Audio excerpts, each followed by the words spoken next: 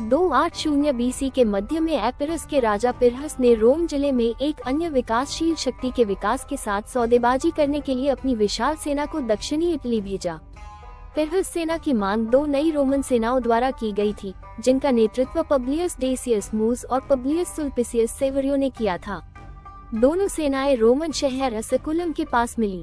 Roman सेना में 4 सहयोगी सेनाएं थी और उन्हें रोमन गणराज्य के पारंपरिक जोड़ तोड़ वाले उत्साह के अनुसार तैयार किया गया था। युवा हस्ती सेनानियों ने पैदल सेना के अग्रिम मोर्चे पर कमान संभाली। हस्ती के ठीक पीछे अधिक अनुभवी प्रिंसिपे पैदल सेना थी और अंत में अनुभवी ट्रायरी ने पैदल सेना की पिछली पंक्ति बनाई। अतिरिक्त इतालवी संयुक्त सैनिकों को मुख्य शक्ति के पार्श्व और पीछे की ओर तैनात किया गया था। कुल मिलाकर रोमनों के पास लगभग 40,000 सेनापति थे और 2.5 रोमन और एकीकृत रेंजरों को पार्श्व में तैनात किया गया था। एक पायरो सरिसा पिकमैन 2 या 3,000 घुड़सवार सेना युद्ध हाथियों का एक छोटा समूह बाकी के साथ उसकी शक्ति में इतालवी किराए के सैनिक और एकीकृत शहर टारेंटम से ग्रीक होप्लाइट शामिल थे। ग्रीक युद्ध व्यवस्था इस प्रकार स्थापित की गई थी। पायरहस की सेना के दाईं ओर केंद्र बिंदु उनके सबसे शीर्ष अधिकारी थे। बाईं ओर मैसेडोनियन फालगाइट्स ग्रीक सरिसा पिकमैन थे, जो इतालवी सेमेनाइट पैदल सेना द्वारा समर्थित थे, जिन्हें ग्रीक विकास के वास्तविक केंद्र में होप्लाइट्स के रूप में तैयार किया गया था। एपिरस और टारेंटम से ग्रीक बाउंसलाइट्स का मिश्रण था, जिसमें किराए के सैनिकों का एक बड़ा समूह था। दक्षिणी इतालवी जिले के निर्वहन से इतालवी सैनिकों ने तब उस समय अपने सभी रेंजर्स को तैनात किया था। दोनों पक्षों पर झड़प करने वालों और पूर्वी युद्ध हाथियों के साथ रेंजर्स के पीछे मदद की पेशकश करने के लिए दोनों शक्तियों के बारे में बताया गया कि उन्होंने लगभग 40,000 पुरुषों के बराबर आकार की भीड़ को संभाला था। क्योंकि सेनाएं लड़ाई के लिए तैयार थी, उन्होंने एक दूसरे का समन्वय किया। पैदल सेना के साथ विकास केंद्र में तैनात और घुड़सवार सेना किनारों पर फैल गई। रोमन पैदल सेना ने मानक ट्रायो हब व्यवस्था में मध्य में अपनी रेखाओं को अपने ग्रीक सहयोगियों की तुलना में कम गहरा बना दिया।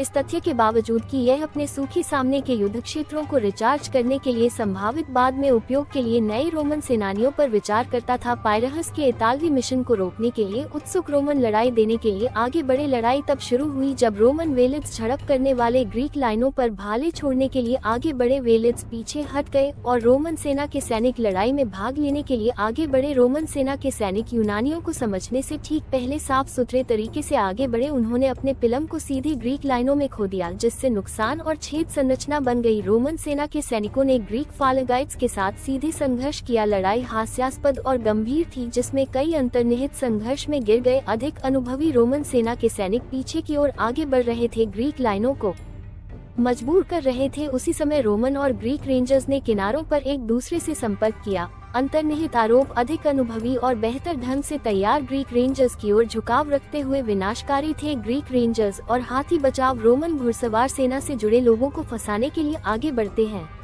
जबकि रोमन किनारों पर लड़ाई हार रहे थे, वे बीच में बहुत आगे बढ़ रहे थे, जहां उनकी पैदल सेना ने ग्रीक लाइनों के माध्यम से पंच करने का तरीका निकाल लिया था, जिसके कारण डिस्चार्ज खुद को अपने रेंजर्स के साथ सवार होकर बीच में पूरी तरह से विस्फोट होने से बचाने के लिए बचाव करना पड़ा। इस बिंदु तक किनारों पर रोमन घुड़सवार बल पूरी तरह से विस्फोट हो गया था। उनके अधिकांश घुड़सवार सैनिक हाथियों के भय से बच गए थे, जिनमें से कई लड़ाई में मारे गए थे। हालांकि बीच में रोमन पैदल सेना वर्तमान में पूरी तरह से खुली और असहाय थी। किनारों से ग्रीक हाथी और घुड़सवार सेना रोमन स्थान के किनारों और पीछे की ओर बढ़ गई, जिससे उनके पदों के अंदर कुल तबाही और अराजकता पैदा हो गई। रोमन पैदल सेना वर्तमान में घिरी हुई थी, उनकी आत्मा तेजी से खत्म हो रही थी और वे जल्द ही अपने साथ लड़खड़ाने लगे। किनारों को काटा जा रहा था और कुल नरसंहार का पता लगा।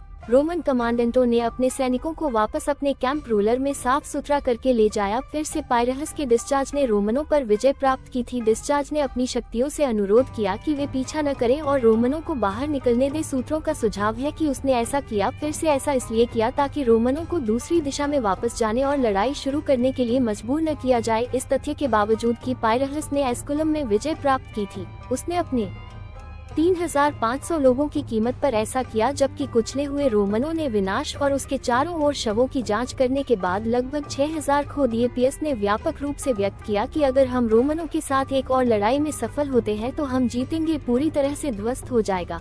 इसने पायरहस ट्रायम्फ शब्द की शुरुआत को प्रेरित किया। एक जीत इतनी अधिक है कि उन्हें नुकसान के रूप में माना जाता है, एक शब्द जो अभी भी वर्तमान में उपयोग किया जाता है।